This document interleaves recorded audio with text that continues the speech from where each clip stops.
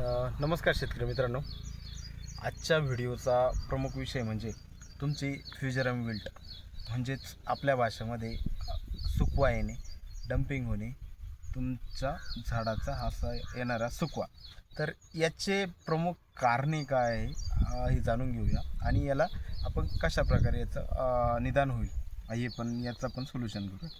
तर ही जी फ्युजरम विल्ट आहे ही तुम्हाला जास्त काळ चाललेला पाऊस आणि जमिनीत वाढलेली हानिकारक बुरशी, त्यामुळे हा प्रकार तुम्हाला उद्भवत असतो.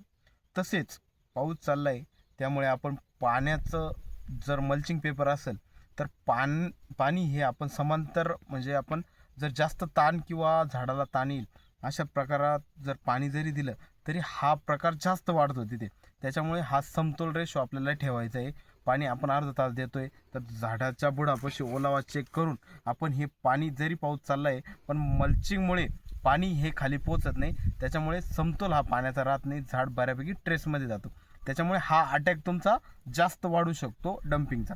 तर याला आपल्याला प्रमुख इलाज काय, तर याला आपण येण्याच्या पहिले किंवा सुरुवात झाली त्यावेळेस आपल्याला ट्रायकोडर्मा अर्जेनियम आणि सुडोमोनास फ्लोरिसन्स हे आपल्याला प्रति एकरासाठी 1 लिटर हे जमिनीद्वारे किंवा बुडावर त्याची ड्रिंचिंग करणे गरजेचे आहे.